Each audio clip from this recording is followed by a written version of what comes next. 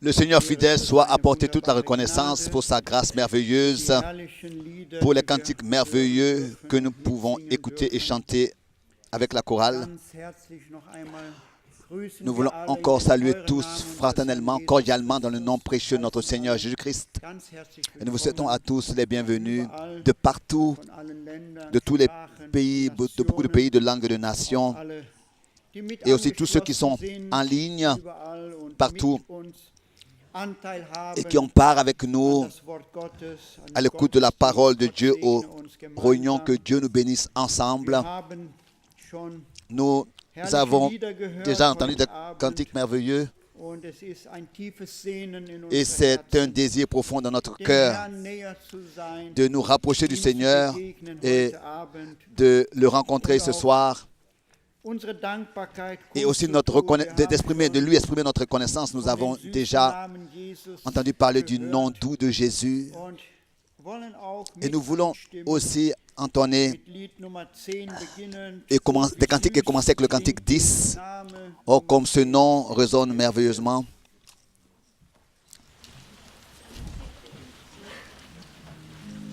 Le numéro 10.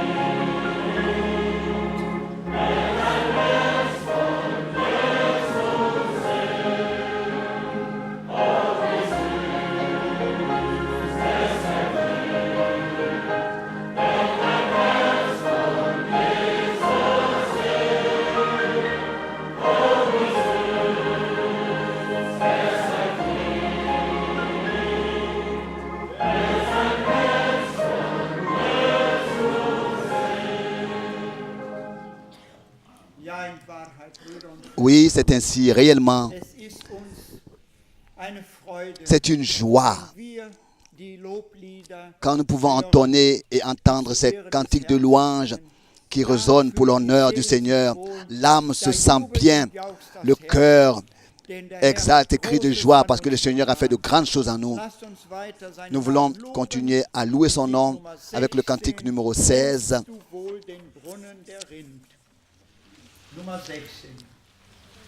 Jésus, par ton sang précieux.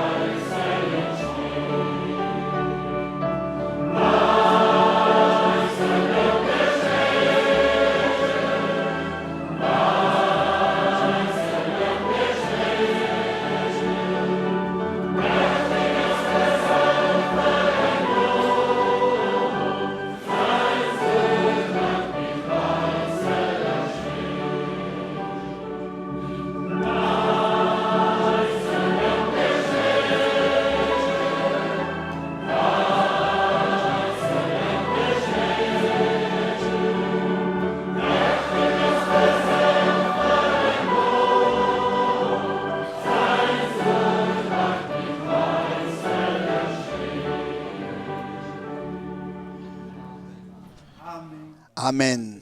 Merci. C'est merveilleux quand nous chantons ce que nous avons expérimenté personnellement avec le Seigneur, de sa grâce et sa fidélité. Nous ne pouvons pas assez apporter la reconnaissance et l'honneur au Seigneur. Et nous nous réjouissons nouvellement de ce que nous sommes de nouveau rassemblés dans son saint nom sous l'écoute de sa sainte parole. Et nous sommes dans l'attente que le Seigneur ce soir nous bénisse puissamment et aussi demain matin. Nous voulons, comme introduction, lire une parole et le frère Albert Borg priera. Dans Éphésiens, le chapitre 4, à partir du verset 7, je voudrais lire Éphésiens chapitre 4, verset 7. Mais à chacun de nous, la grâce a été donnée selon la mesure du don de Christ.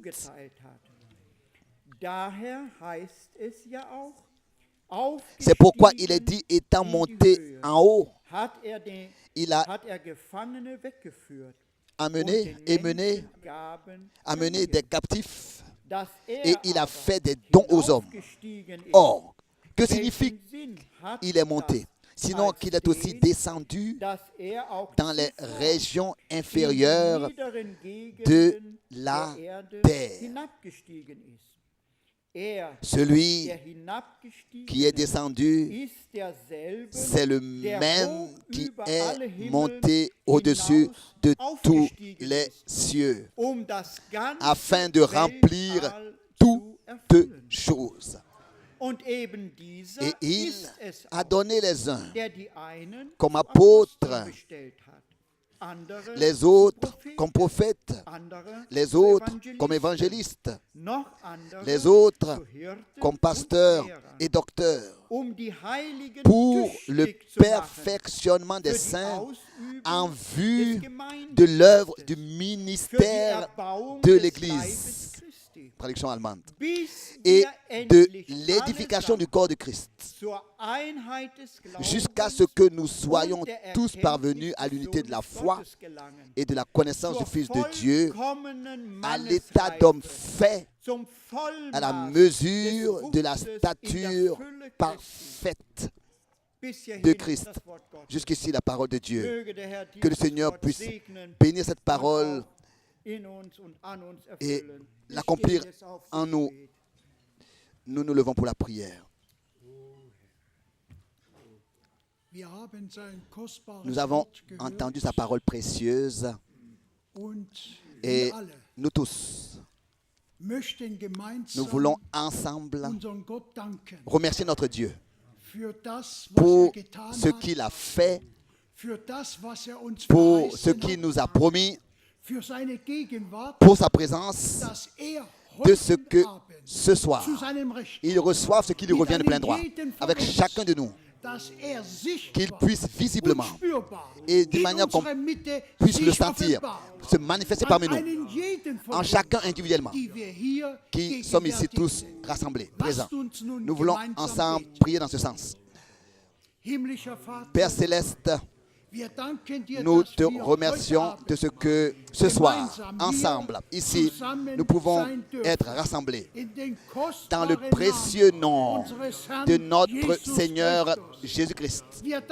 Nous te remercions de ce que tous nous avons, de ce que nous pouvons remettre toutes choses entre tes mains, tous nos problèmes, toutes nos maladies, toutes nos faiblesses, tout nous t'apportons ça entre tes mains et croyons de notre cœur que tu feras toutes choses bien aussi ce soir et que tu reçoives ce qui te revient de plein droit et que tu te manifestes et que tu parles à chacun ici présent. À chacun, nous te remercions, nous louons ton Saint-Nom, nous ressentons ta présence parmi nous, que ton esprit puisse passer parmi nos rangs et toucher nos cœurs, et que tu puisses envoyer ta parole et guérir tous ceux qui écoutent. C'est notre prière dans le merveilleux nom de Jésus. Alléluia. Amen. Chantons, crois seulement, crois seulement.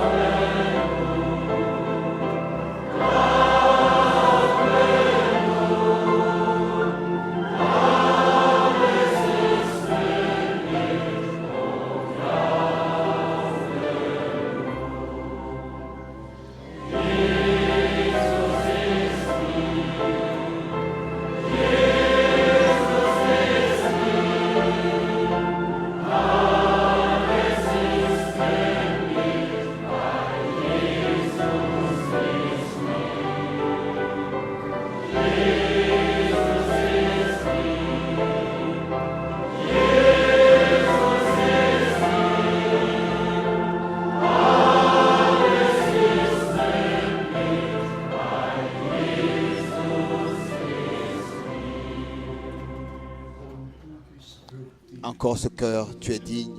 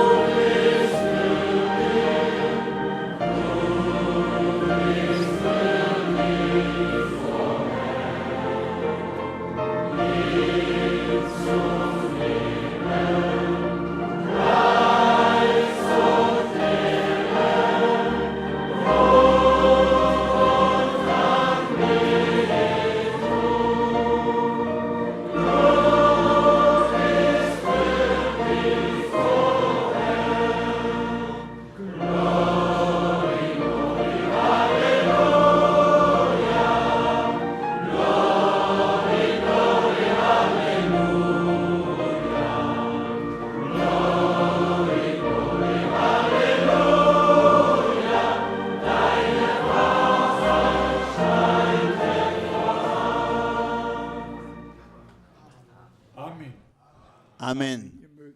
Vous pouvez vous asseoir. Moi aussi, je voudrais souhaiter la bienvenue très cordialement à tous dans le nom saint et merveilleux de notre bien-aimé Seigneur. Nous sommes rassemblés de toute l'Europe, des États-Unis, du Canada, de la Guadeloupe, des pays africains. Et on peut vraiment, de tout notre cœur, chanter ce cœur. Ils viennent de l'Est et de l'Ouest. Ils viennent du Sud et du Nord. Et aussi la grâce inexprimable que nous avons d'atteindre les extrémités de la terre avec le dernier message, de pouvoir atteindre les extrémités de la terre avec le dernier message, et que Dieu, vraiment de tous les peuples, les langues et les nations, et même les tribus, et les langues et les tribus, appelle son peuple à sortir comme il a promis à Abraham. Et par Golgotha, cela est devenu possible, que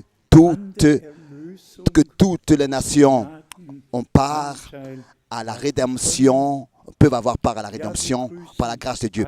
Oui, nous saluons tous de tout notre cœur, tous ceux qui sont en ligne, qui écoutent et qui regardent, et aussi très rapidement toutes les salutations de Dr Mbilé de Mbujimaï,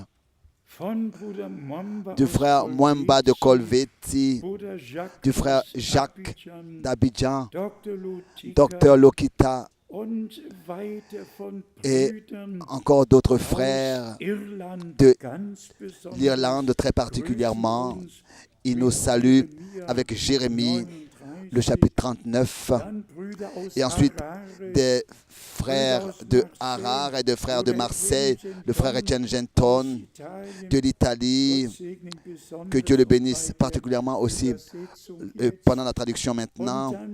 Et ensuite, nous avons des frères du Brazzaville et le frère Jürgen et l'église du Chili, le frère Ngonga, le frère Ellis Wendel de Edmonton, Canada, le frère Eli du Gabon et le frère Cécile de l'Afrique du Sud, le frère Nyagi de Nairobi et encore une fois le groupe du Chili et ensuite le frère Amadi d'Abidjan. Oui, et ensuite du Portugal, aussi de différentes villes, des frères nous saluent et des assemblées nous saluent. Oui, et le frère González du Mexique salue très fraternellement. Des frères du Brésil nous saluent. Des frères, le frère Lionel salue encore des salutations de la Mozambique et de l'Angola. Oui, et encore très rapidement le frère Gracian de Ashtot, le frère Ours Graf de la Suisse, le frère Algon de Lyon salue. Le frère Jérémie salue. Et les frères de la République du Congo saluent. Le frère Christian de Haïti salue. Et encore des salutations de Cluj de la Roumanie. Des salutations.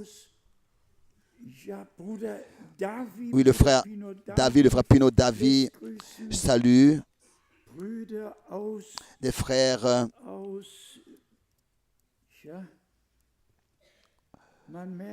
et on remarque que oui, de Brunei, frères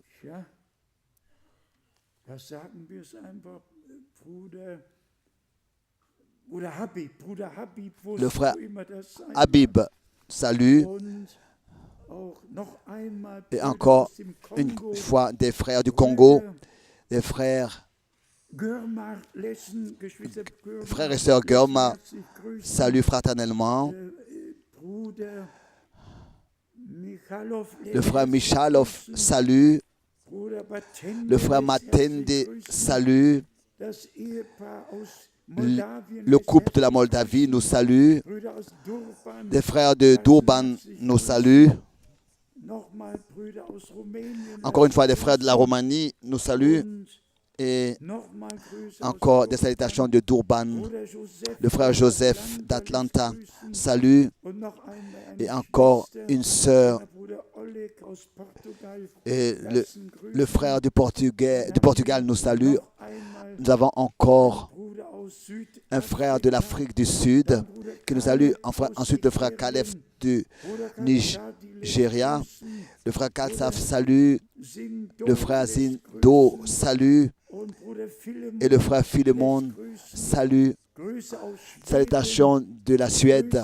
Salutations du frère Monkendi. Oui, mais bien aimé, encore des salutations de Malawi, du Malawi et encore du Nigeria. Oui, oui, nous devions arrêter. J'espère que personne n'a été oublié. Mais tous doivent vraiment savoir que nous estimons beaucoup qui nous écrivent ces mails. Et même si je ne peux pas toujours nommer tous les noms et les villes, les pays, mais nous sommes dans le monde entier profondément unis les uns avec les autres. Et comme vous avez vu ces écriteaux au mur, je reviens bientôt sur les murs à droite et à gauche. Et lors de cette occasion, je voudrais de tout mon cœur remercier les frères qui traduisent. Il n'y a pas plus difficile que de traduire simultanément, rapporter dans le sens fidèlement dans l'autre langue, parce que déjà les traductions de la Bible dans les différentes langues, ici et là, dans différents versets, ont été redonnées un peu différemment. Et c'est vraiment pas facile, de traduire vraiment comme ça a été dit. Par exemple, dans la Bible allemande, le mot retour en relation avec le retour du Seigneur Jésus-Christ est écrit 15 fois, pas une unique fois dans la Bible anglaise. Ils disent toujours la venue du Seigneur, la venue du Seigneur. Mais il y a plusieurs venues du Seigneur. Mais il n'y a qu'un seul retour, ou bien avènement, retour. Comme il a dit, je vais vous préparer une demeure, une place, et je reviens vous prendre auprès de moi. Et il y a réellement tout un nombre de versets bibliques qui sont un peu même différents. C'est pour cette raison que notre bien-aimé frère Siegfried Fleck a parfois, quand il traduit dans la langue tchèque, il a dit en ajoutant, voilà comment c'est écrit dans la Bible allemande. Oui. Et nous sommes simplement reconnaissants pour que le sens reste. Et aussi les traductions de la Bible. Les uns ont traduit du Vulgate catholique, les autres ont traduit du grec, ont pris la traduction grecque. Et seulement l'Esprit de la vérité, le Saint-Esprit, nous conduit dans toute la vérité et nous révèle la parole de Dieu. Pendant les jours de la Pâque, je me suis pris du temps pour écouter les 7 sceaux de la bouche du frère Branham lui-même en mars, prêché en mars 1963. Et j'avais ce privilège de pouvoir écouter en anglais et lire en allemand. Et de lire tout en allemand et d'écouter en anglais. Et je vous dis, c'était une telle bénédiction. 6 jours, j'ai eu besoin de 6 jours pour tout écouter. Et je suis de tout mon cœur reconnaissant de ce que Dieu a ouvert notre intelligence d'une manière si merveilleuse, de ce qu'il n'y a pas une seule question qui reste, pas un seul sujet reste obscur sur lequel on pourrait discuter, mais tout est clair et vrai, révélé. Et si aujourd'hui notre Seigneur demandait, comme autrefois dans Matthieu 13, après qu'il ait exposé 7 paraboles, il a demandé, après les avoir exposées, avez-vous tout compris? Et ensuite, les disciples ont répondu avec un oui. Est-ce que tu as tout compris? Est-ce que j'ai tout compris? Est-ce que le Seigneur a pu directement parler avec nous? Vous savez, quelle pensée aujourd'hui vraiment m'a touché directement. Je pensais à ce que quand on entend acoustiquement la voix audible du Seigneur, vraiment qu'on l'écoute, quelle crainte nous saisit, quel absolu est dans sa voix, et au moment, quel absolu est dans les moments où nous écoutons directement, audiblement la voix du Seigneur. Et je pensais à moi-même, comment est-ce que les choses iraient pour nous si sous l'écoute de la parole de Dieu, nous entendions directement la parole du Seigneur d'une manière qu'elle nous pénètre jusqu'aux os et que vraiment le Seigneur puisse demander ensuite, avez-vous compris tout? Vous savez, il y a beaucoup de frères qui posent des questions et il y en a un qui avait posé la question, pourquoi est-ce qu'il y a tant de directions dans le message de la fin des temps? Et vous savez ce qui a été ma réponse, la réponse biblique? Il n'y a qu'une seule et unique vraie direction qui est dans la parole de Dieu fondée. Pourquoi?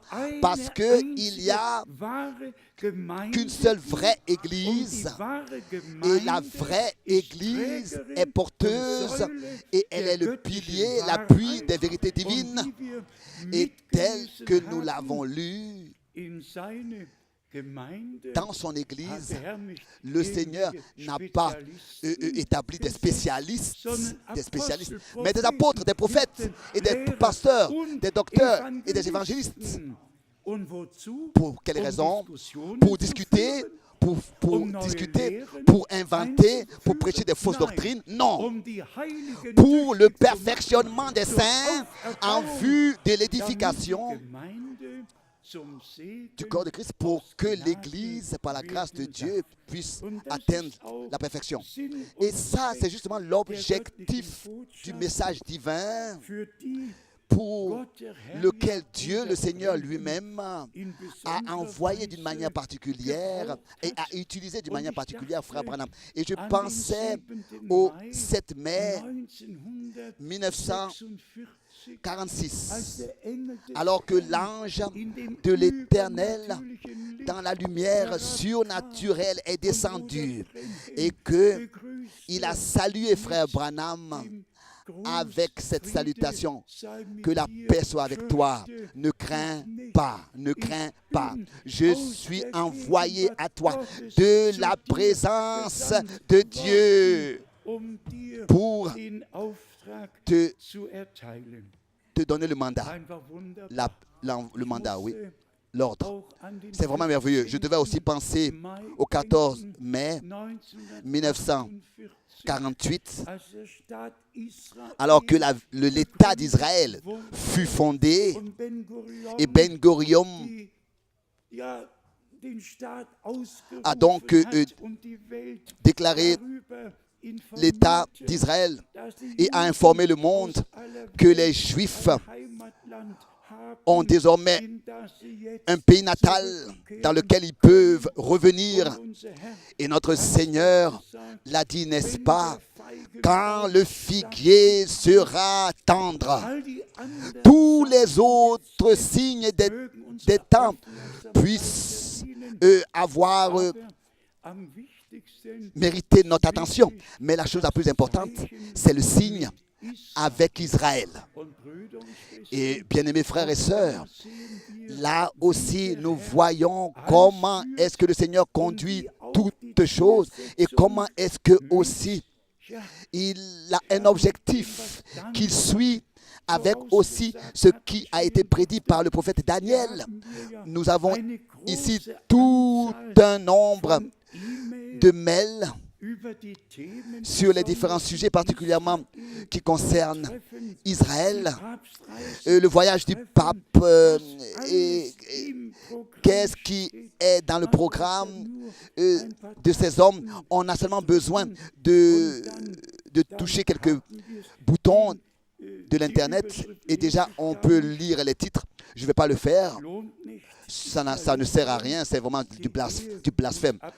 Ils veulent abolir le mariage. Abolir le mariage. On peut tout de suite mettre ça dans la poubelle, un tel exposé. Mais ici, il y a des exposés l'un après l'autre.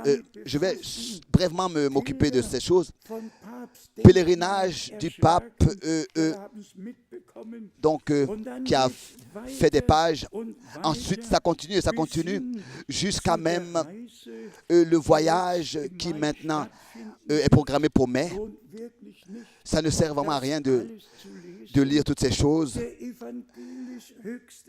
le plus grand personnage dans l'église évangéliste dit, titre, nous devons être un. Nous le sommes, mais nous ne le sommes pas. Et ensuite, et le Communé, en tant que son sujet suit, et ici nous avons les deux. Nous avons les deux. D'abord, quel devoir l'Église catholique a pour l'édification de l'Europe. Toutes sortes de pages, des pages entières sont à lire pour exposer la responsabilité et le devoir de l'Église catholique pour la construction et le développement de l'Europe. On peut lire comment est-ce que ici, par exemple, il est écrit dans cet exposé concernant le Conseil mondial des Églises, ce qu'ils ont comme intention et tout ce qui est en train de se passer. Bien-aimés frères et sœurs, nous pouvons que remercier Dieu. Vraiment remercier Dieu de tout notre cœur. Et combien de temps encore nous pourrons encore nous rassembler comme ça, si librement, et prêcher la vérité librement. Nous ne savons pas, mais encore brièvement, pour montrer que vraiment le monde entier est égaré. Ici, tout à fait public, les 10 reliques les plus précieuses.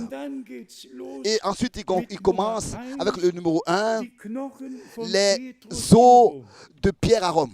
10 reliques. Ensuite, il est écrit en bas, 7 millions de visiteurs toutes les années à Saint-Pétersdom pour visiter les ossements de l'apôtre Pierre. Imaginez-vous, vous les voir. Imaginez-vous une telle chose. 7 millions de personnes par an. Et on peut toujours se poser la question, mais qu'est-ce que c'est qu'un culte rendu à Dieu et qu'est-ce que c'est qu'un culte rendu aux idoles? Et notre Seigneur l'a dit clairement, le temps arrive où les vrais adorateurs adoreront Dieu en esprit et dans la vérité. Et ensuite, ici, concernant la tombe de Francisco d'Assisi, 4,5 millions de pèlerinages, de gens qui font un pèlerinage par an. Et ensuite, 3,5 millions de personnes concernant la troisième relique. Asseyez-vous bien. Ici, à Cologne, en Allemagne, dans cette grande cathédrale, pas loin d'ici, tout est annoncé. Le sang de Saint Iarianus, 4,5 millions de personnes par an. Le vêtement de Turin, 2,8 millions de personnes par an. Le sixième,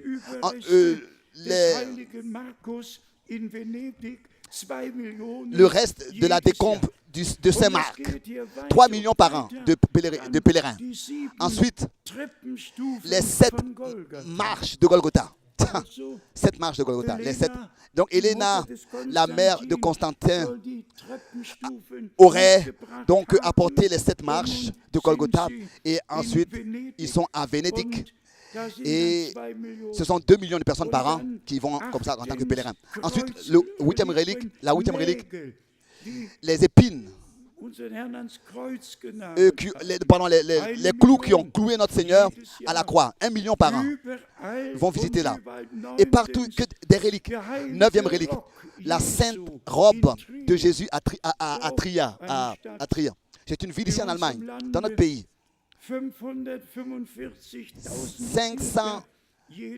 1500 personnes par an vont là-bas. Les 4 lieux saints de l'Arche-la-Chapelle, dans Arène. Pourquoi est-ce que je mentionne cela? Je le dis avec une grande douleur. Des soi-disant reliques. Tout le mouvement protestant ont ouvert les bras pour recevoir Rome. Ils ont salué, ils ont souhaité la bienvenue à Rome des deux côtés. Et voilà, toutes les filles, les églises des filles retournent au sein de la mer. C'est ainsi que la grande Babylone, la mère de toutes les, vous pouvez le lire dans Apocalypse, de toutes Donc, vous pouvez le lire dans Apocalypse 17 et Apocalypse 18. Et vous, mon peuple, sortez du milieu d'elle et ne touchez à rien d'impur. C'est ainsi que je veux vous agréer et que vous serez mes fils et mes filles. Et ici, il est écrit encore, noir sur blanc, le voyage du pape. Le pape voyage avec des amis musulmans et juifs dans le Saint-Pays. Oui. Et pour la première fois dans l'histoire de l'islam, Abbas, pour quelle raison, il a reconnu l'Holocauste. Pour la première fois dans l'histoire de l'islam, il a reconnu l'Holocauste. Reconnu que l'Holocauste a vraiment eu lieu. Maintenant, le 28 avril, ils ont donc pensé à cet événement.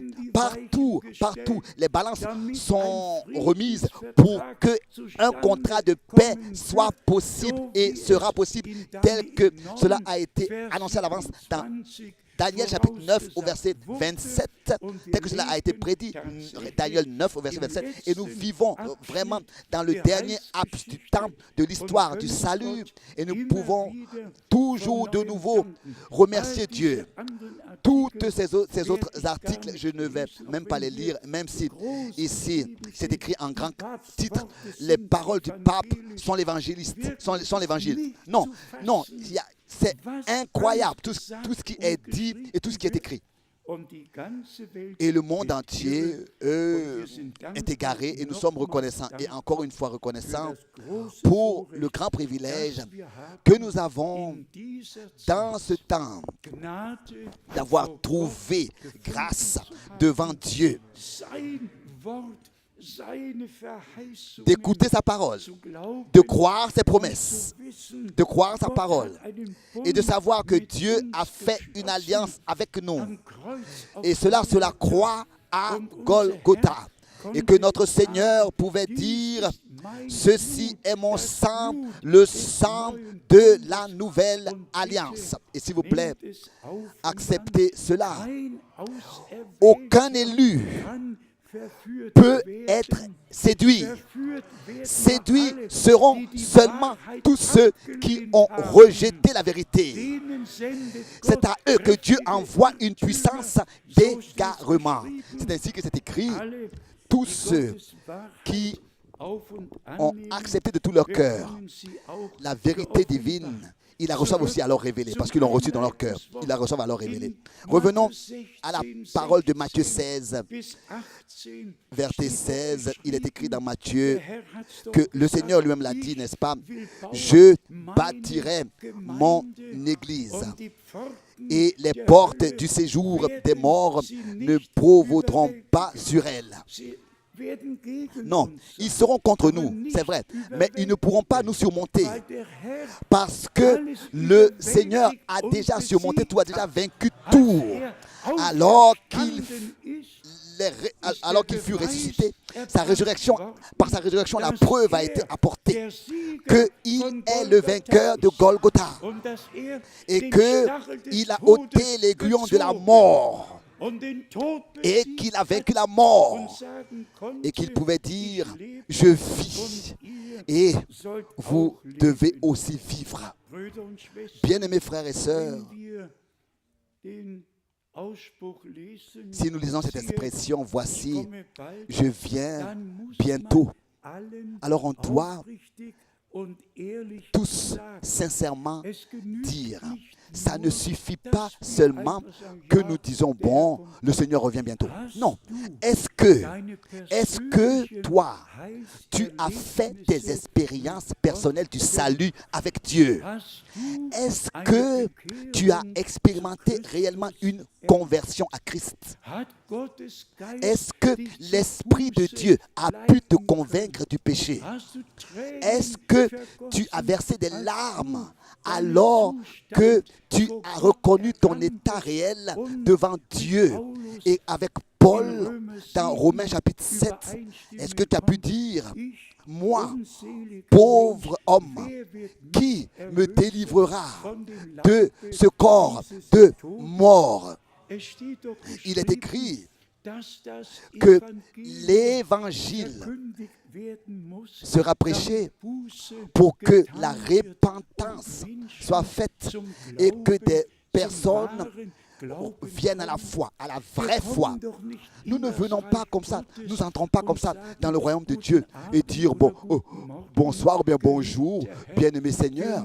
Non, nous devons naître. Nous venons dans le royaume de Dieu, nous entrons par une nouvelle naissance. Et tout ce qui est né de la chair est chair. Et seulement ce qui est né de l'esprit est esprit. Et comme souvent en cet endroit, nous l'avons dit, aussi certain que la parole de la promesse a été apportée à Marie et qu'elle a dit, je suis la servante du Seigneur, qu'il me soit faite comme tu l'as dit. Alors qu'elle a reçu la promesse de la parole, c'est à ce moment-là que le Saint-Esprit vint sur elle et que le Fils de Dieu naquit.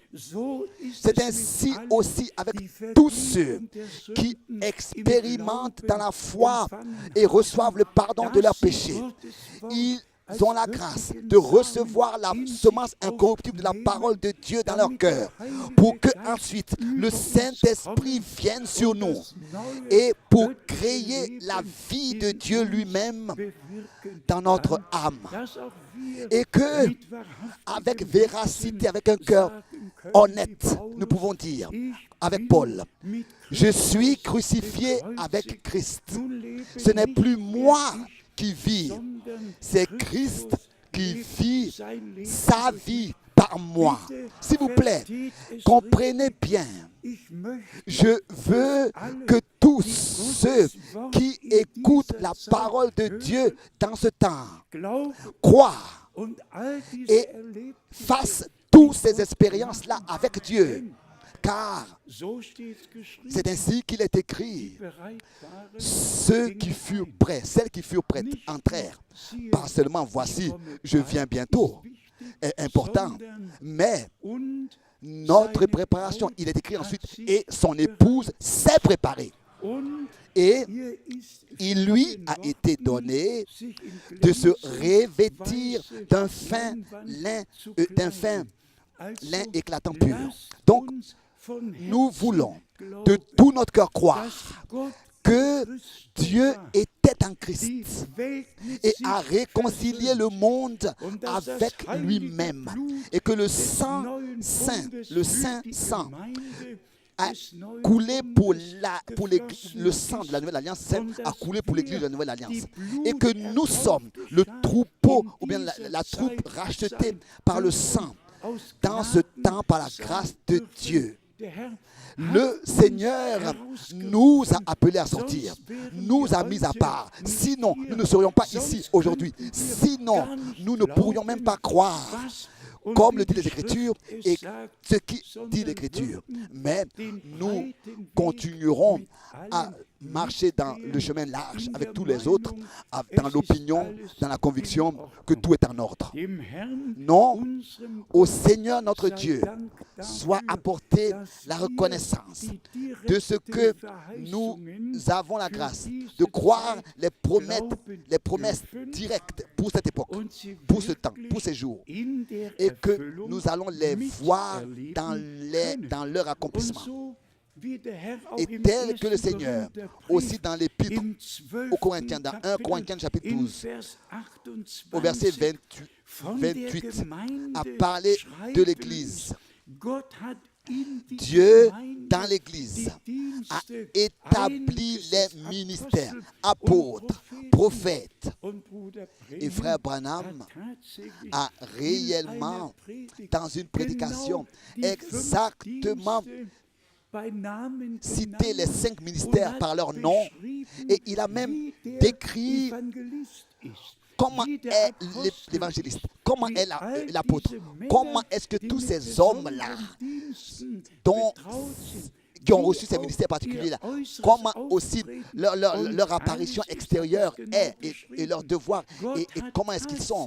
Dieu a réellement pas seulement envoyé un message du rétablissement de toutes choses, mais il a aussi révélé la réalité. Et cette réalité du rétablissement de toutes choses doit être liée avec le message de la fin des temps.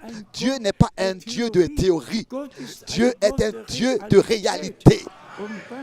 Et ce qu'il a promis, il l'accomplit toujours. Et de la même manière, dans Éphésiens, le premier chapitre, nous pourrons lire comment est-ce que notre Seigneur, dans ses devoirs, dans son devoir dans l'Église, au commencement, a été vu dans Éphésiens chapitre 1, et ici, c'est à partir du verset 22. Éphésiens chapitre 1, verset 22. Il a tout mis sous ses pieds et il l'a donné pour chef suprême à l'Église, qui est son corps, la plénitude de celui qui remplit tout en tout. Oui, ici nous avons la description de l'Église. Et notre Seigneur est son chef suprême et la plénitude de celui qui remplit tout en tout. Tout en tous. Et nous avons la grâce dans ce temps d'être le corps de Christ. Et ça aussi, bien-aimés frères et sœurs, nous avons toujours de nouveau eu à le dire en insistant. La rédemption, la délivrance, le pardon des péchés a eu lieu par le sang de l'agneau. La réconciliation, tout ce qui appartenait à notre passé, Dieu, par sa grâce, comme il est écrit dans Ésaïe chapitre 1, si vos péchés sont rouges, ils deviendront blancs comme la neige. Ça, c'est un côté noir comme le croix magique, etc. Ils deviendront blancs comme la neige. Ensuite, la deuxième partie, c'est d'être lavé dans le bain de la parole. Éphésiens 5, verset 27. Ça, c'est la deuxième partie. Vous pouvez le lire. D'un côté, Ésaïe chapitre 1, verset 28, et ensuite Éphésiens 5, verset 27. Et c'est ainsi que frère Branham, toujours de nouveau, l'a dit en insistant. Aussi, notre Seigneur l'a dit, sanctifie-les dans ta vérité. Ta parole est la vérité. Pourquoi est-ce que nous disons ces choses en insistant en cet endroit que la parole en tant que vérité divine? Pourquoi est-ce que nous insistons sur la parole divine? Pourquoi est-ce que nous insistons? Est-ce que nous n'avons pas le droit d'ajouter quelque chose de témoignage des saintes écritures et de ne rien retrancher? Si par exemple quelqu'un vient avec les doctrines des 7 tonnerres, etc., on peut vraiment lui dire, s'il te plaît, continue ton chemin, continue ton chemin. C'est vraiment merveilleux et nous le disons toujours de nouveau que Dieu nous a conservé la sobriété. La sobriété. Nous avons 2 pieds sur terre. Nous n'avons jamais suivi des folies. Mais nous avons reçu la révélation dans le plus profond de notre cœur. Et chaque révélation de Dieu, on peut suivre cela de notre intelligence humaine. Chaque révélation est sobre. Il n'y a rien de fou dans tout ce que Dieu a dit et dans tout ce que Dieu a fait. Tout a un sens, tout a sa signification. On peut suivre et tout est à sa place. Et particulièrement aussi comme cela a été dit en insistant, la parole.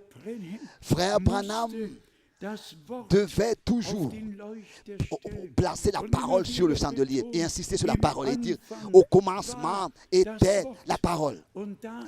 Et là, il y a le texte hébreu qui est un peu plus exact. En hébreu, c'est écrit Dabar. Au commencement était Dabar. Et Dabar veut dire celui qui parle. Au commencement était celui qui parle. Était la personne, celle même dont la parole vient, celui qui parle. Au commencement était Dabar, celui qui a le logos, celui qui a parlé, celui dont de la bouche duquel tout a été appelé à l'existence.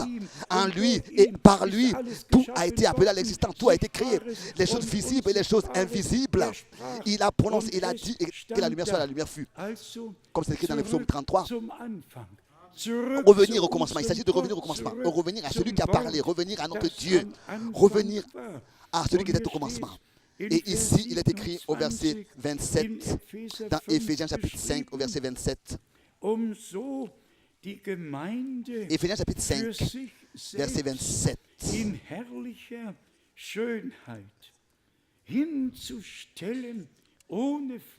Afin de faire paraître devant lui cette église glorieuse, sans tache ni rien de semblable, mais sainte et irréprochable.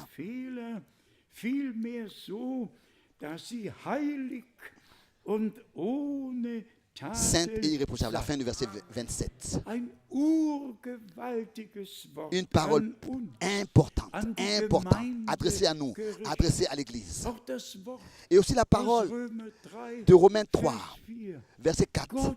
Dieu est véritable et tout homme est un menteur. Celui qui ne dit pas ce que Dieu a dit ment. Seulement la parole de Dieu est la vérité. Et nous n'avons pas le droit d'ajouter quoi que ce soit aux Écritures. Mais comme il est écrit, Dieu seul est véritable. Sa parole est véritable. Son œuvre est véritable. Et ce qu'il a commencé, il achève toujours. Bien-aimés frères et sœurs, ici, aujourd'hui et dans le monde entier, le mystère est la foi, est de croire, la foi.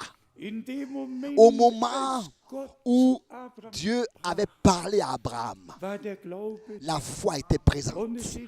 Et il est écrit, il n'a pas regardé aux choses visibles, il n'a pas regardé à son état du fait qu'il est 100 ans et que sa femme Sarah ait 90 ans. Il a regardé à celui qui avait donné la promesse. Et il savait que Dieu lui-même prendra soin, fera en sorte que ce qu'il a promis s'accomplisse. Qu'est-ce qui se passe avec toi? Qu'est-ce qui se passe avec moi? Nous sommes tous la semence d'Abraham, la descendance d'Abraham, n'est-ce pas? Pourquoi? Parce que nous croyons. Parce que nous croyons Dieu, et c'est-à-dire comme le disent les Écritures, et ce que dit les Écritures. Et Dieu lui prend la responsabilité et fait en sorte que tout ce que les Écritures déclarent s'accomplisse parce que nous le croyons. La foi, nous croyons ce que le Seigneur a dit. Il a dit, voici, je viens bientôt. Ça, nous le croyons aussi. Et nous croyons ce qu'il est écrit. Celles qui furent prêtes entrèrent au festin des noces de l'agneau et les portes furent fermées. Et il est encore écrit encore plus clairement dans Apocalypse, le chapitre 19. Ici, dans les détails, il nous est dit ce que Dieu a fait en nous et pour quelles raisons nous sommes déterminés, à quel objectif nous sommes déterminés, nous sommes appelés. Nous voulons lire cela dans la crainte et cela devant la face de Dieu pour de tout notre cœur être convaincu que le Seigneur aujourd'hui parle directement avec nous par sa parole et que toi et moi, tu es concerné, je suis concerné. Quand le Seigneur parle, tu es concerné, je suis concerné. Et que cette parole qu'il nous adresse, il nous adresse à nous personnellement. Apocalypse 19, à partir du verset 5.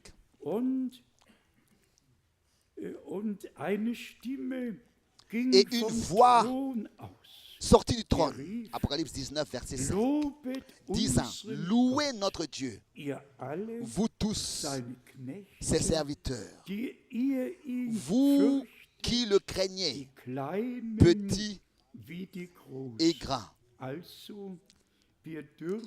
Donc, nous pouvons louer notre Dieu, notre Seigneur, et lui apporter l'honneur. Le verset 6. Et j'entendis comme une voix d'une foule nombreuse, comme un bruit de grosses eaux, et comme un bruit de fort tonnerre, disant: Alléluia, car le Seigneur notre Dieu Tout-Puissant est entré dans son règne. Quelle louange et cri de joie ce sera. Ensuite, ça continue.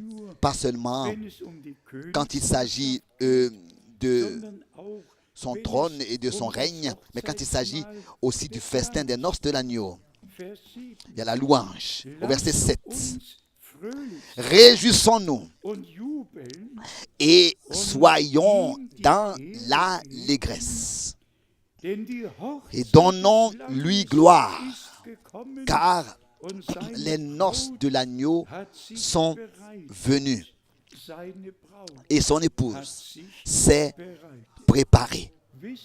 Vous savez que Paul, le mot épouse, n'a pas utilisé ne serait-ce qu'une unique fois.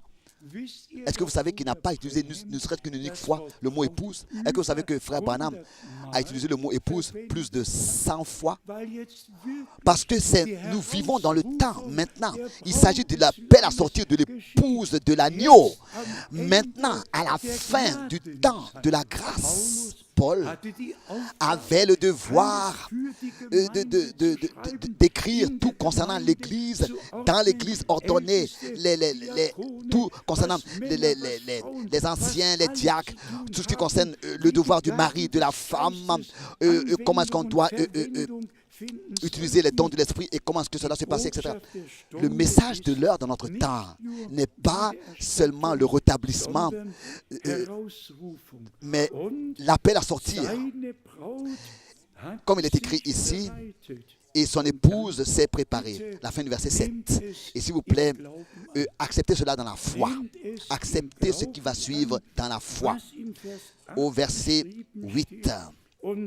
Et il lui a été donné, elle est l'épouse, il lui a été donné de se revêtir d'un fin lin éclatant, pur, car le fin lin, ce sont les œuvres justes des saints. Pas tes œuvres ou bien mes œuvres, mais la justice qui vient de la foi, ancrée dans les promesses que Dieu a faites. Abraham a été justifié par la foi parce qu'il croyait dans son temps et il avait considéré celui qui avait donné la promesse comme plus que capable de les accomplir. Et il savait que Dieu les accomplira. Et il a été alors justifié par cette foi devant Dieu. Et ensuite, au verset 9, adressé à nous tous. Et l'ange me dit, écris, bienheureux ceux qui sont appelés au festin de noces, de l'agneau. Et il me dit, ces paroles sont les véritables paroles de Dieu. Dieu est véritable. Sa parole est véritable. Et tout ce qu'il fait est fait avec véracité, est pénétré de véracité. Et nous pouvons dans ce temps le confirmer. Aussi comme il est écrit que aucun mensonge a son origine dans la vérité. Vérité était et est et reste vérité. Mensonge est comme l'adversaire l'a fait avec Ève, est de tordre le sens d'un mot, ou bien alors d'ajouter un mot à ce que Dieu a dit. Et c'est comme ça que l'humanité a été précipitée dans la chute. Bien, mes frères et sœurs, l'exposé de tout le conseil, le dessein du salut de notre Dieu dans ce temps m'a été, et je le crois, est précieux pour nous tous. De savoir que c'est Dieu lui-même qui a appelé un homme et qui a envoyé un homme lui-même personnellement et qui lui a dit, tel que Jean-Baptiste était le précurseur de la première venue du Christ. C'est ainsi que tu seras envoyé avec un message qui sera précurseur du retour de Christ. Un message qui nous ramène au commencement, qui nous ramène à l'église primitive, qui nous ramène à la parole de Dieu, qui nous ramène à ce que Dieu a fait au commencement. Et nous pouvons nous attendre à ce que l'église deviendra une tente d'assignation de notre Dieu. Une tente d'assignation. Et que par un seul esprit, nous serons baptisés dans un seul corps. Nous soyons baptisés dans un seul corps. Et que ce corps-là du Seigneur soit à la disposition du chef suprême, de son chef. Et que lui, il puisse décider ce qui doit se passer et va se passer par son corps. Auprès de Dieu, toutes choses sont possibles. Et quand nous regardons à nous-mêmes, nous pouvons dire, oui, mais comment est-ce que les choses doivent être possibles? Est-ce que Abraham a pu regarder à lui-même? Est-ce qu'il a pu regarder aux circonstances difficiles dans lesquelles il se tenait? Ou bien alors, est-ce qu'il a fixé les yeux sur les promesses de Dieu? Dans la foi, il a accepté et il vivait dans la conviction que Dieu est plus que capable d'accomplir ce qu'il a promis. Et que Dieu accomplira ce qu'il a promis. Bien-aimés frères et sœurs, si comme il est écrit, une épouse sans tache, sans ride irréprochable, enfin l'un éclatant pur apparaîtra devant le Seigneur, l'époux. Crois-le de tout ton cœur. Crois-le de tout ton cœur. Cela aura lieu. Et comme nous l'avons dit, par le sang de l'agneau, tout a été pardonné. Rien ne peut être resté, même les péchés, ou bien alors l'incrédulité, ou bien la désobéissance, ou bien les choses que tu pourrais encore te rappeler. Dieu, lui, il n'en pense plus. Il les a oubliés. Dieu a oublié, il n'en pense plus. Il ne pense plus à ça. Pourquoi? Parce que le sang a été apporté sur le trône de la grâce. Et la loi ne peut pas nous accuser. Paul l'a exprimé dans Galates d'une manière très particulière, et cela clairement concernant la loi et la grâce. Pourquoi est-ce que la loi en fait a été donnée? C'est justement pour nous conserver jusqu'à que cela se passe, jusqu'à que la semence vienne à qui la promesse faisait référence. Galates chapitre 3, verset 19, ici il est écrit, pourquoi donc la loi?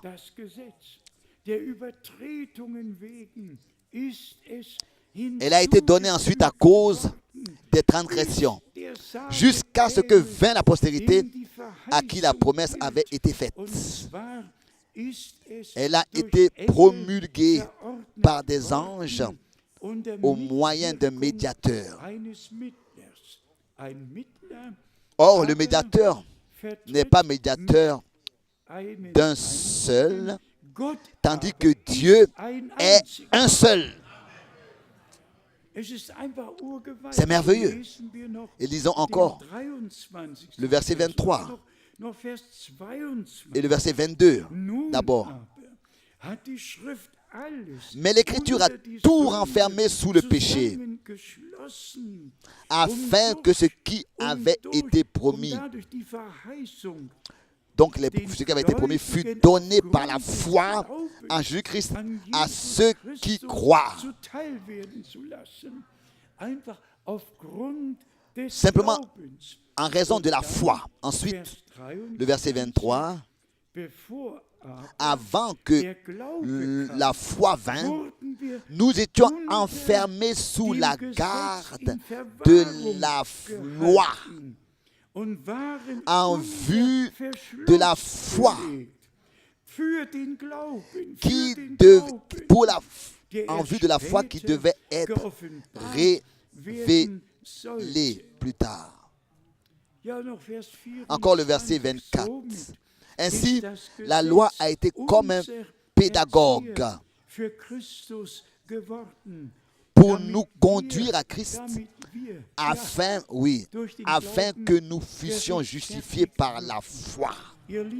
Bien-aimés frères et sœurs, quand on lit toutes ces choses et que pour soi personnellement, on le prend, pourquoi est-ce que la loi a été donnée? Pourquoi est-ce que dans un pays, il y a une loi qui existe? Qui de vous a déjà eu affaire à la loi? Moi, j'ai 80 et jusqu'à maintenant, je n'ai jamais entendu parler, je n'ai jamais été concerné par la loi. Pourquoi? Seulement, il y a eu un protocole étrange, alors que de Berlin, en direction de l'île Berlin, j'allais, avec ce protocole, je suis donc allé à la police et j'ai dit, pour la première fois, je suis sur ce chemin, est-ce que vous pouvez me pardonner? Il a dit, oui, ça je peux. Si dans 3 mois, vous n'avez plus entendu de nous, vous n'avez plus besoin de payer le protocole. Alors, je n'ai pas payé. Je voulais seulement dire, la loi a été donnée pour que la transgression, à cause de la transgression, pour qu'on puisse saisir le transgresseur. Mais si tu vis dans la loi, alors tu es dans la grâce.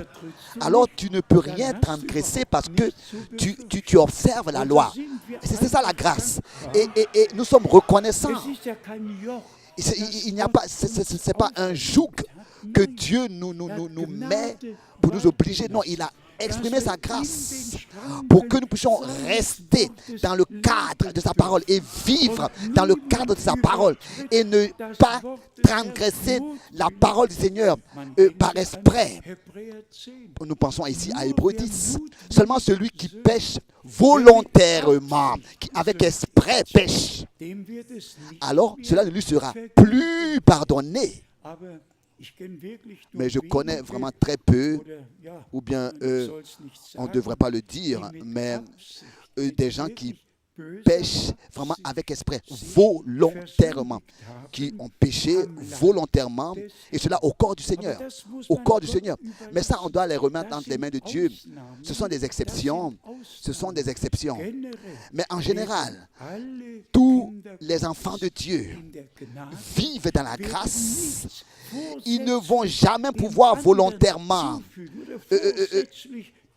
faire quelque chose pour produire un dégât. Aucun enfant de Dieu va volontairement faire quelque chose de mal. Mais nous demeurons dans la grâce de notre Dieu. Résumons de quoi il s'agit. Nous pourrons lire beaucoup de versets bibliques. Pensons à cela. Dieu seul est véritable.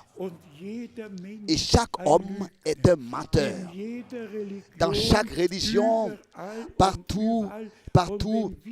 Et si nous ne disons pas ce que Dieu a dit, nous mentons encore. Donc, que la vérité demeure en nous et que nous puissions être sanctifiés dans la vérité. Et ça aussi, nous l'avons mentionné ici. Si l'économie utilise cette phrase, un seul Dieu, un seul Seigneur, une seule foi, un seul baptême. Et en disant cela, en mentionnant Éphésiens 4, ils veulent parler de la formule trinitaire qui n'existe pas une unique fois, qui n'a jamais été mentionnée dans la Bible. Quand ils disent une unique fois, ils pensent à la Trinité. Et jamais une pratique a eu lieu dans les titres tout ce décor de la tête aux pieds avec des versets bibliques. Il mentionne Éphésiens 4, etc. Un seul Seigneur, une seule foi. Mais ils n'ont rien à voir avec ce que la Bible dit, en fait. Et ainsi, nous pouvons vraiment de tout notre cœur de nouveau remercier Dieu de ce qu'il a ôté le voile. Et aussi concernant l'enseignement de la Trinité, que Dieu d'éternité en éternité déjà existait en 3 personnes. Et que le Père, quelque part dans l'éternité, a engendré le Fils. Et qu'ensuite, il y avait le Père et le Fils qui existaient. Et ensuite, les deux, ils ont inventé, ils ont appelé à l'existence la 3e personne. Qui peut croire une telle folie? Dieu est un seul Dieu. Il est constitué d'un seul, d'éternité en éternité. Et il s'est manifesté, il s'est révélé de plusieurs manières. C'est seulement dans l'année 386 au concile d'Éphèse que le Saint-Esprit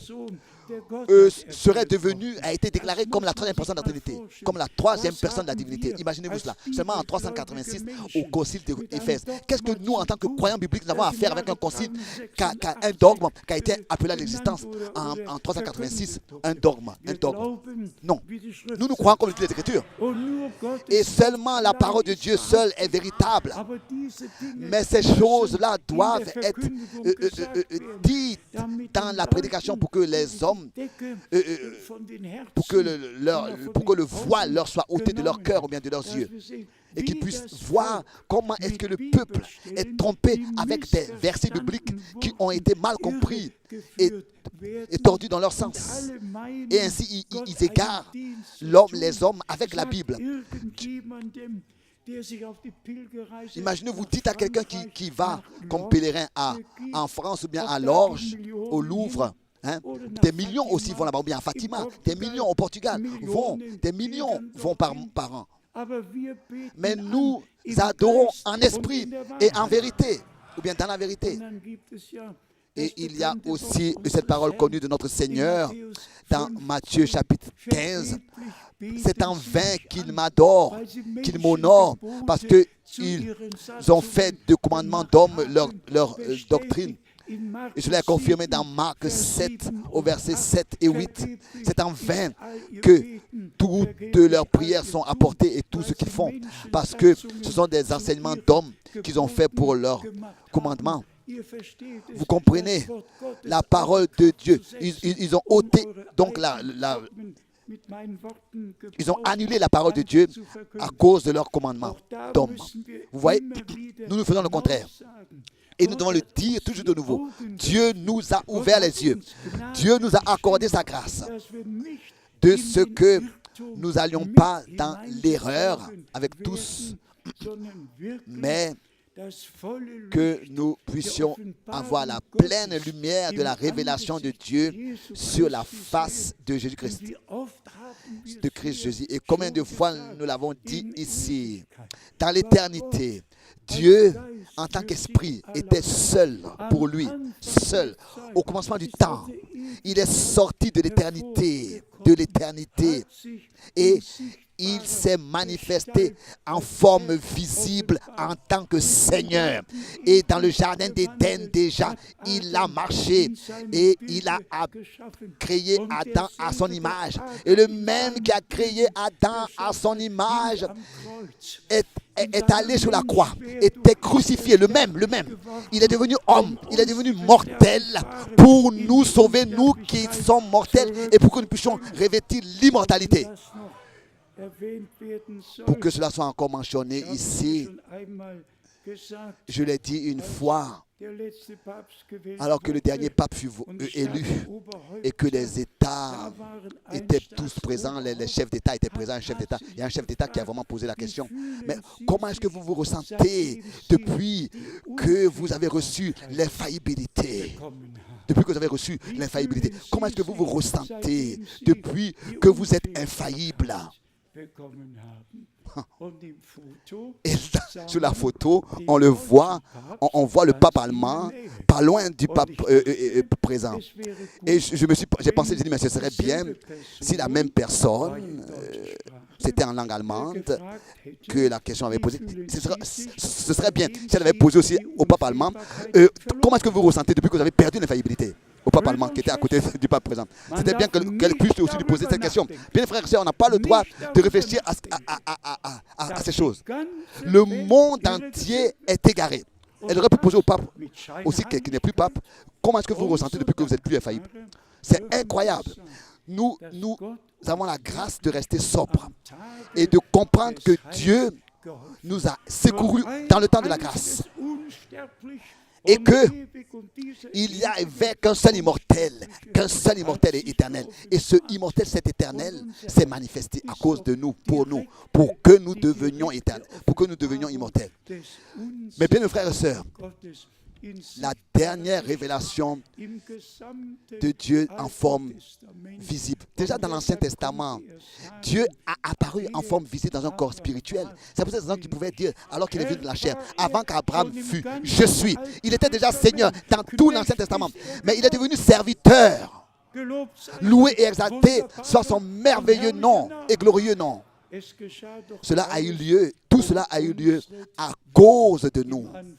Au commencement était la parole, et la parole est devenue chair et a habité parmi nous, et nous avons vu sa gloire, la gloire du Fils de Dieu engendré par le Père, plein de grâce et de vérité. Ici, mercredi soir, je l'ai dit dans l'assemblée locale, dans l'évangile de Jean, 22 fois, cette phrase « qui m'a envoyé » est écrite. 22 fois, « qui m'a envoyé ». Qui m'a envoyé. Mais il n'y avait pas eu d'entretien. Tous les prophètes sont nés sur terre. Tous les prophètes ont été envoyés. Jean était un homme envoyé de Dieu. Et c'est ainsi que nous voyons où l'envoi a eu son commencement, alors que notre Seigneur et Rédempteur a été baptisé et que l'Esprit est venu sur lui, est descendu sur lui, et la confirmation a eu lieu. Celui-ci est mon Fils bien-aimé. C'est à ce moment-là qu'il a été envoyé. Celui qui m'a envoyé est avec moi. Je vous dis, de mettre chaque verset biblique, aussi des paroles d'un Seigneur, de les mettre à leur place. C'est très important. Parce que les gens disent qu'il a été envoyé du Père, déjà il existait dans le ciel. Non. Je vous dis, est-ce qu'il y a un verset où Père et Fils se seraient concertés pour que le Fils vienne sur terre? Est-ce que le Père aurait dit au Fils, mon bien-aimé Fils, maintenant il serait bien que tu puisses aller sur terre? Non, non, et encore une fois, non. C'est merveilleux de voir comment est-ce que Dieu, dans l'Ancien Testament, en tant que Seigneur, s'est manifesté. Même en tant que roi de Salem, en tant que Melchisedec, il est venu à Abraham. Il a fêté le souper avec lui.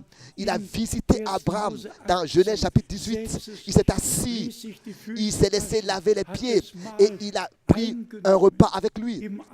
Dans l'Ancien Testament, il était le Seigneur. Il s'est manifesté de différentes manières. Dans la colonne de feu, en tant qu'ange de l'Alliance, en tant que Melchisedec, en tant que roi. Il était roi. Et c'est pour cette raison qu'il est écrit, car aujourd'hui Christ vous est né, le Seigneur, dans la ville de David. Et dans Jean 18, il est écrit qu'il est venu dans ce monde. Il est né dans ce monde. Il le dit lui-même, pour rendre témoignage de la vérité. Tout doit être mis à sa place bibliquement. Et quand l'achèvement des fils et des filles de Dieu auront lieu, leur perfection, alors aussi cette expression fils aura accompli son objectif. Et alors s'accomplira 1 Corinthiens 15 jusqu'au dernier verset où il est écrit que alors ce sera de nouveau Dieu en tout et en tous. Et en tant que fils et filles de Dieu, nous serons avec lui dans toute éternité. Disons encore une fois cela, bien-aimés frères et sœurs, comme plein de grâce, Dieu nous a été vérité, de ce que nous avons la grâce de le connaître dans son œuvre, dans son dessein du salut, dans ses révélations. Nous avons la grâce de le suivre en esprit, de comprendre. Et je vais vous dire aussi cela une fois, en écoutant les 7 sceaux, mon cœur a loué et a exalté de joie. Frère Branham dit réellement, quand est-ce que un sceau et l'autre lui a été révélé? Ce qu'il avait à dire le soir, cela lui était révélé l'après-midi, que ce soit tôt le matin ou bien vers midi.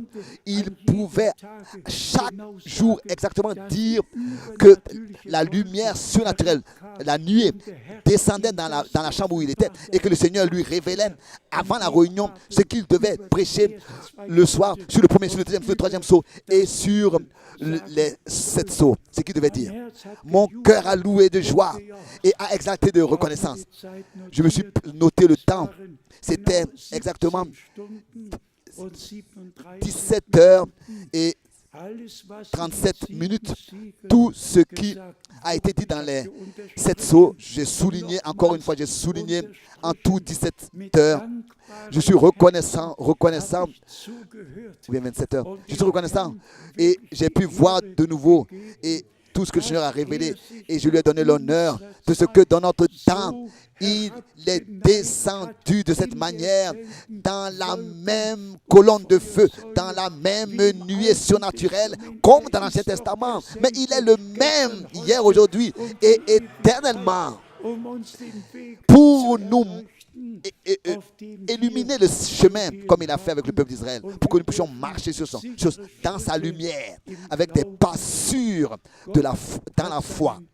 Dieu a envoyé son messager et son message. Et ça, nous l'avons aussi dit toujours en insistant. Ce n'est pas le messager qui produit l'effet, mais c'est le message qui produit l'effet pour lequel il a été envoyé et accompli les volontés de Dieu en nous qui le recevons. Et alors nous n'avons pas besoin d'aller à un pèlerinage dans un endroit comme pèlerin. Non, nous avons écouté la parole de Dieu, nous l'avons cru et elle nous a été révélée. Et nous avons la grâce dans ce temps de reconnaître la partie de l'histoire du salut, de prendre part à cette partie qui est déterminée pour nous. Qui peut saisir ces choses? Qui peut saisir ces choses? De ce que sur terre, l'Église du Dieu vivant existe, où ce n'est pas des commandements d'hommes ou bien des enseignements d'hommes, où seulement ce que Dieu a dit et ce qui est écrit est valable, est valable. C'est ainsi que de tout notre cœur, nous croyons en toutes choses, seulement comme l'a dit les Écritures, et c'est ainsi que nous nous retrouvons toujours dans la parole de Dieu. Donc, Dieu est véritable. Tout homme est un menteur. Tout ce qu'on ajoute ou bien qu'on retranche aux Écritures, en ajoutant ou bien en retranchant. Donc, laissez-moi encore dire cela. Dans l'Église, qui est elle-même l'appui de la vérité, il n'y a aucun mensonge et tromperie, mais seulement la vérité de Dieu. Et tout ce qui se passe à droite et à gauche n'est plus le message original de Dieu, n'est plus la parole originale de Dieu. Ce sont des interprétations qui ont lieu à droite et à gauche, mais sur le chemin de Dieu, il n'y a qu'une seule foi à suivre et elle est trouvée dans les Saintes Écritures et elle est confirmée par les Saintes Écritures. Ce qu'on croit doit être confirmé par les Saintes Écritures. Donc, dans le message, on ne peut pas dire qu'il y a différentes directions. Non, ces directions-là existent, mais elles sont à l'extérieur du message. Elles ne sont pas dans le message. C'est pour cette raison que nous pouvons dire que tous ces hommes et ces groupes-là sont des philosophes et suivent un philosophe qui donc leur exprime ses pensées sur ce que frère Branham disait. Oui, ce sont des philosophes. Donc, ils pensent devoir donc livrer leurs pensées sans revenir aux Écritures. Et c'est justement la grâce que Dieu nous a donnée en toutes choses et avec toutes choses aller dans les Écritures pour pouvoir dire il est écrit, pour trouver cela dans les Écritures, les sonder pour savoir si cela est scripturaire. Et c'est comme ça que nous sommes fondés sur le fondement des apôtres et des prophètes. Nous avons été ramenés sur ce fondement. S'il vous plaît, ne l'oubliez pas. Ce que nous avons dit au commencement, ça ne suffit pas seulement de parler de ce que le Seigneur revient bientôt et de répéter ce qu'il a dit, voici je viens bientôt. La question est plutôt, est-ce que nous sommes prêts? La question est plutôt, est-ce que nous nous préparons réellement pour le retour de Jésus-Christ? Est-ce que la préparation est une réalité? Car c'est ainsi qu'il est écrit, celles qui furent prêtes entrèrent. Et ça aussi nous le disons très rapidement, mais clairement, assez clairement. Tous ceux qui n'ont pas encore fait ces expériences du salut avec le Seigneur, surtout les jeunes et ceux qui viennent, qui s'ajoutent, qui sont là pour la première fois, bien nouveaux. S'il vous plaît, acceptez cela dans la foi. Jésus-Christ est l'agneau de Dieu, a été l'agneau de Dieu qui a ôté le péché du monde. Il n'y a pas d'église où le pardon des péchés existe. Ce pardon de péché existe seulement en Jésus-Christ notre Seigneur.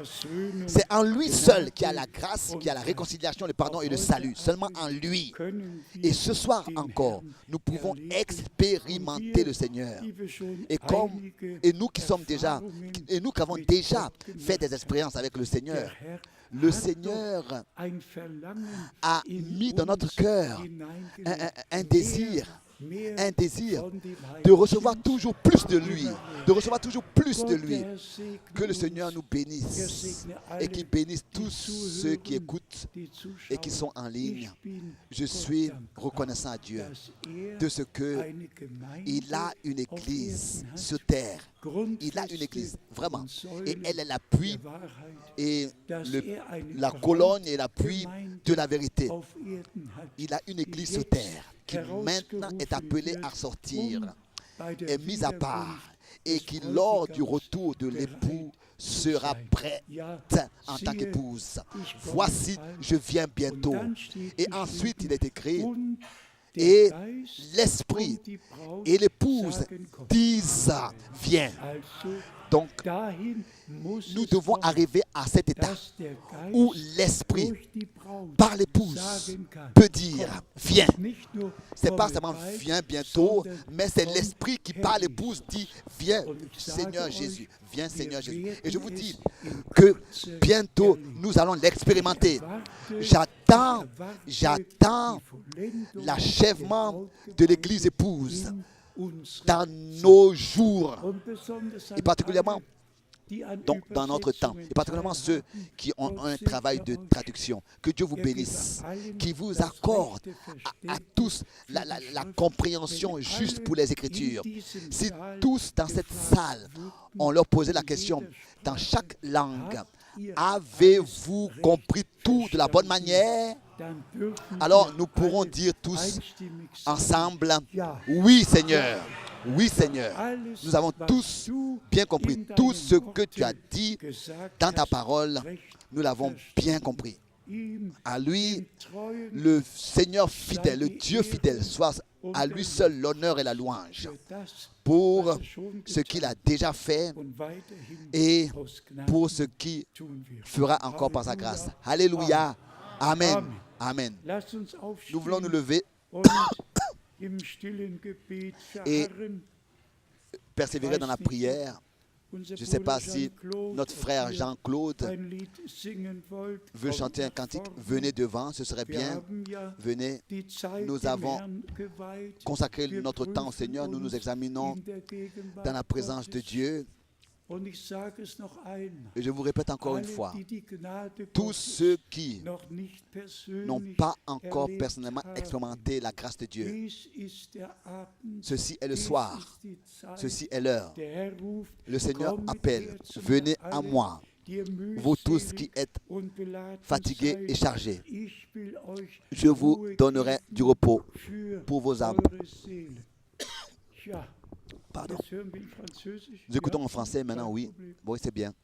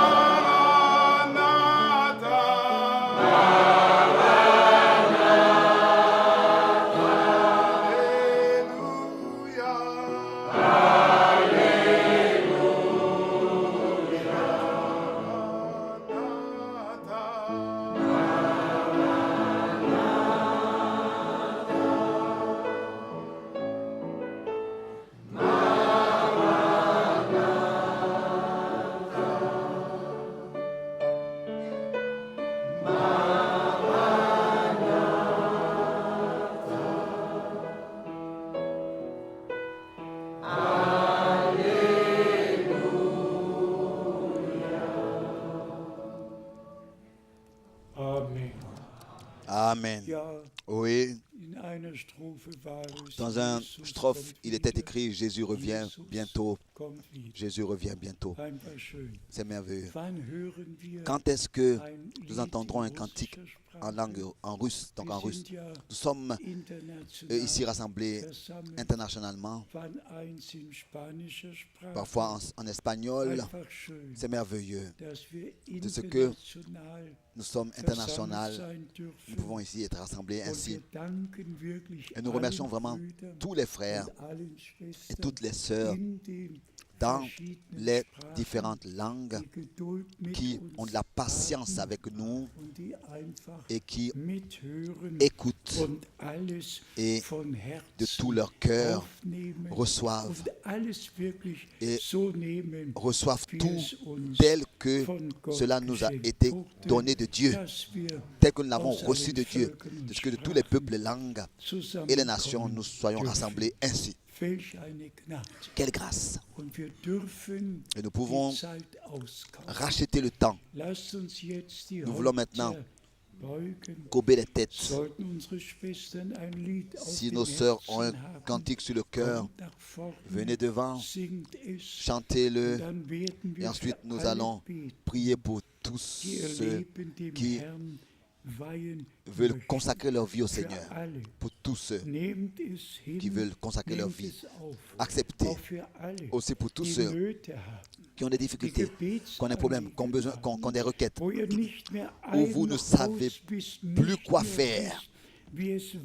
Comment les choses doivent continuer. Vous ne savez pas comment les choses doivent continuer.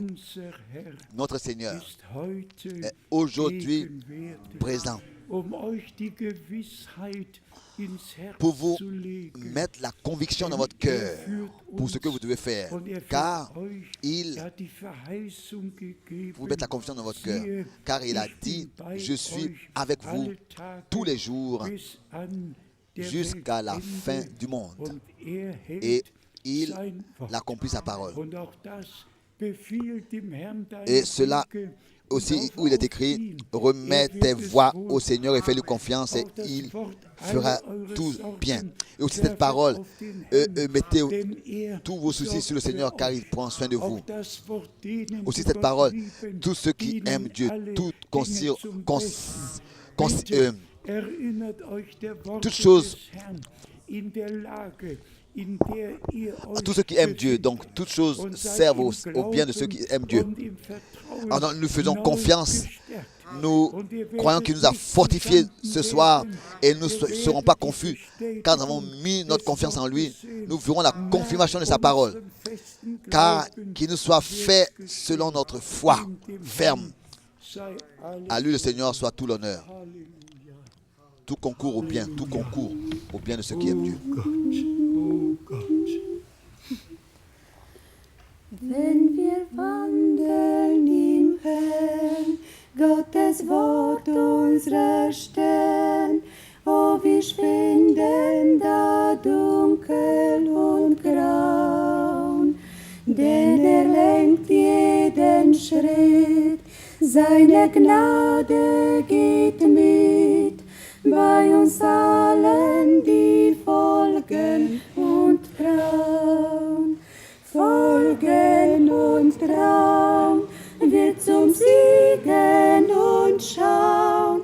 Willst du Frieden der Seele, musst du folgen und trauen. Uns bedrückt keine Last, die nicht er auch erfasst. Auf ihn dürfen wir alle Zeit bauen.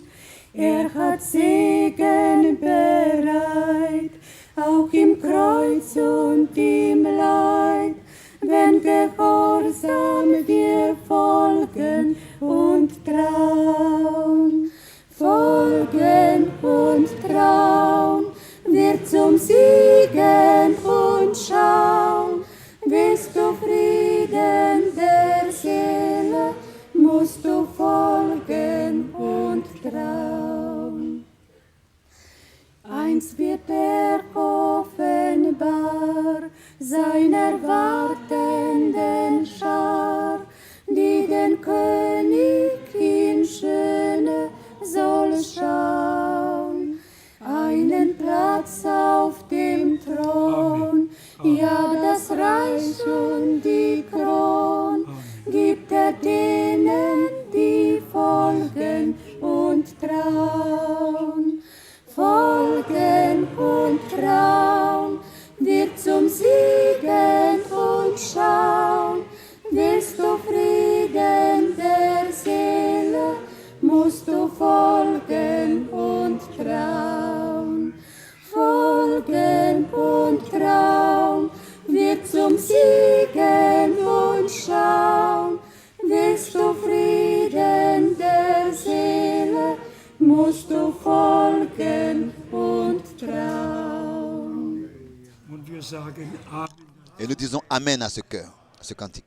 Nous disons Amen au texte. Oui, bien nos frères et sœurs, soyez sincères. Qui de nous peut saisir ces choses? Que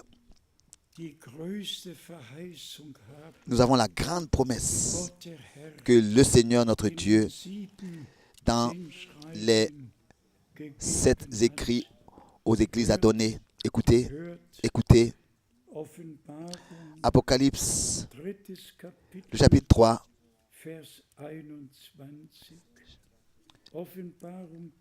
Apocalypse 3, verset 21. Celui qui vaincra, je le ferai asseoir avec moi sur mon trône,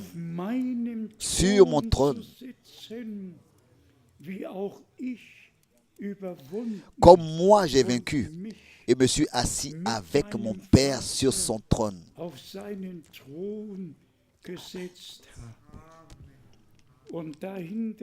Et ensuite il est écrit plus bas que celui qui a des oreilles entende ce que l'Esprit dit aux églises. Nous, indignes, pleins de fautes, qui existent, les hommes les plus faibles qui existent sur terre, nous avons trouvé grâce devant Dieu. Et nous avons eu la grâce de reconnaître que notre Seigneur a porté la couronne d'épines et il vint à nous pour que nous puissions porter la couronne de la vie et nous asseoir avec lui sur son trône au ciel. Le trône du Père est, mais sur terre, ici, c'est son trône et il régnera 1000 ans et nous régnerons avec lui en tant que roi. Le règne ne sera pas au ciel, le règne aura lieu ici sur terre. Oh, alléluia. Loué et exalté, et remercié soit Dieu pour sa sainte et précieuse et merveilleuse parole. Nous courbons encore les têtes. Combien veulent dans la prière être apportés au trône de la grâce? Levez les mains partout, partout, partout. Bien, le frère Schmidt, viens, prie avec nous. Et nous prions tous avec toi. Père Céleste, nous te disons merci. T'apportons l'adoration. Nous te remercions pour ta grande grâce et ta fidélité, ô grand Dieu. Toi qui t'es révélé en Christ Jésus notre Seigneur. Et en dehors de toi, il n'y avait personne. Tu es constitué d'une seule personne, avant toi et après toi. Toi seul, à toi seul appartient la louange et l'adoration. Nous te remercions, Seigneur Jésus-Christ, pour ta sainte parole, pour la révélation de ta parole, pour le message qui est précurseur de ton retour. Oh, nous te disons merci. Le dernier appel. Nous te demandons que ta parole puisse encore atteindre tous ceux qui doivent être appelés à sortir dans ce temps. Seigneur Jésus, nous te remercions. Nous te demandons aussi pour tous ceux qui ont levé leurs mains et expriment leurs requêtes. Nous te les apportons ensemble et te remercions car tu as secouru tous ceux qui venaient à toi. Toujours, toujours. Tu as toujours secouru. Et tu les as guéris, tu les as touchés. Touche aussi, Seigneur, aujourd'hui chacun qui vient à toi parmi nous et ensemble. Fais grâce, fais-nous grâce. Seigneur Jésus, les paroles me manquent pour exprimer la grande reconnaissance que nous avons pour ce que tu as fait en nous, en moi. Ô grand Dieu, nous te remercions pour ta sainte parole. Nous te remercions pour l'occasion que nous avons de nous rassembler.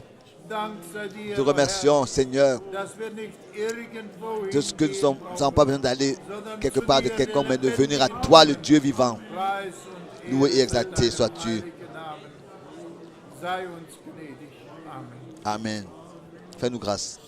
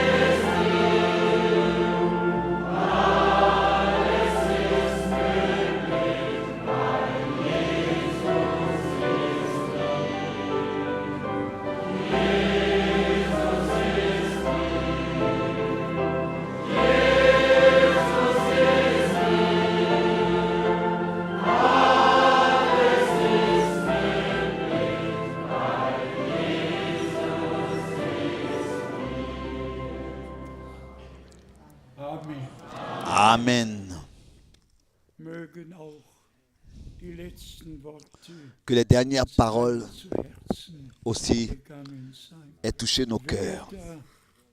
Celui qui vaincra. Notre Seigneur a vaincu. Et nous aussi, nous pouvons vaincre. Et nous régnerons avec lui. Nous partagerons le règne. D'abord le festin des noces de l'agneau et ensuite le règne. Tout a été ordonné par Dieu lui-même de manière merveilleuse. Et nous avons la grâce de savoir que nous prendrons part à ça. Ensuite, nous allons ensemble dire Amen. Ici, il est écrit au verset 22 que celui qui a des oreilles, qu'il entende ce que l'Esprit dit aux églises. Celui que cela concerne, qui dise Amen.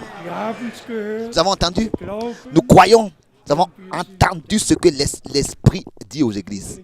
Et que le frère Yuri Kebani est ici, qui pourrait aussi, ici en russe, louer le Seigneur.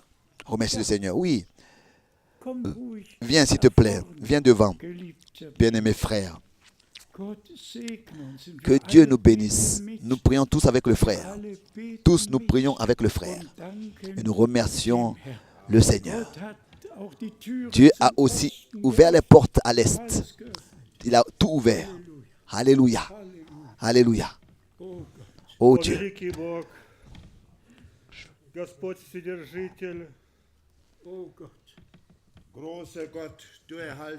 Grand Dieu, toi, conservateur de l'univers. Tu es l'alpha et l'oméga. Tu es l'agneau de Dieu. Tu es le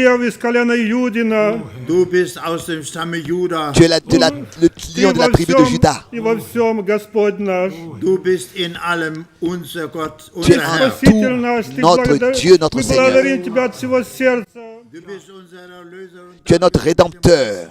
Et nous te remercions de tout notre cœur pour ce que tu as donné dans ce temps pour nous, dans ce temps dans lequel nous vivons. Nous ne vivons pas du temps de Luther, mais dans notre temps. Ce que tu nous as donné aujourd'hui, nous ne l'avons pas mérité. Qui sommes-nous, ô grand Dieu? Tu nous accordes la victoire.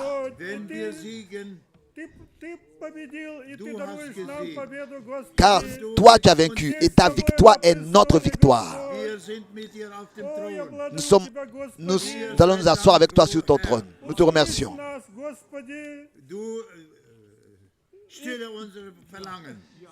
Réponds à nos désirs, à nos besoins. Nous te remercions. Nous te demandons, bénis l'Église pour que nous soyons prêts quand tu reviendras, lors de ton retour. Je te remercie pour ta parole merveilleuse que tu as donnée aujourd'hui.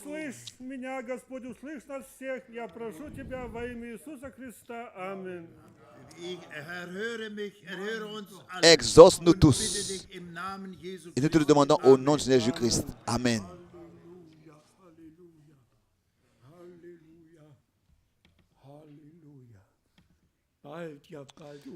Bientôt, bientôt, comme ce sera merveilleux.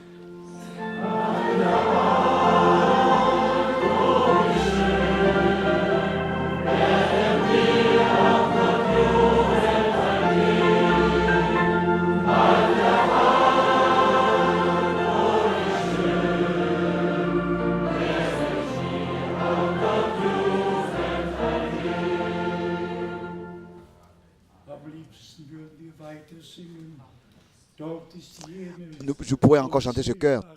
Là-bas, ce troupeau qu'on peut compter apparaîtra. Alléluia. Bien-aimés frères et sœurs, sommes-nous conscients de ce que maintenant, nous sommes l'Église du Dieu vivant?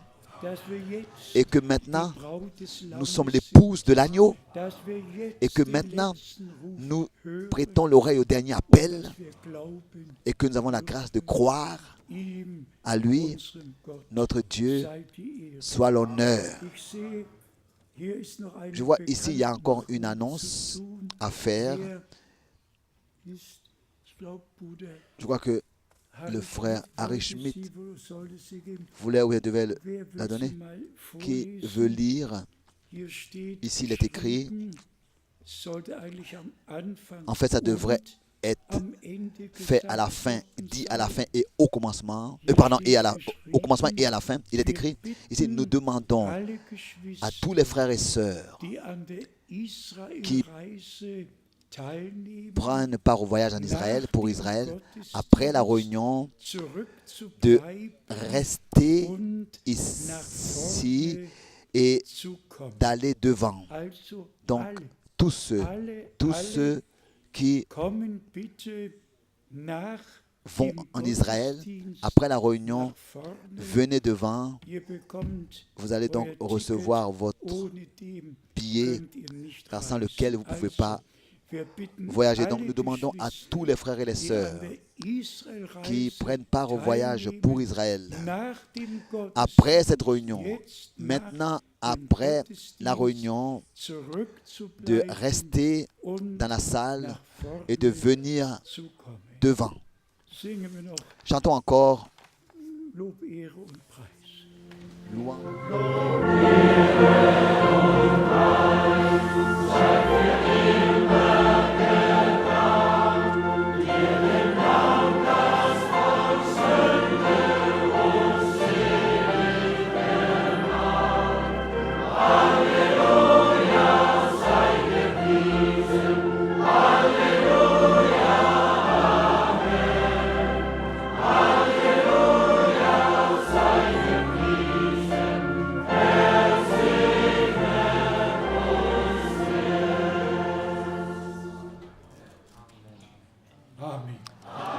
Amen.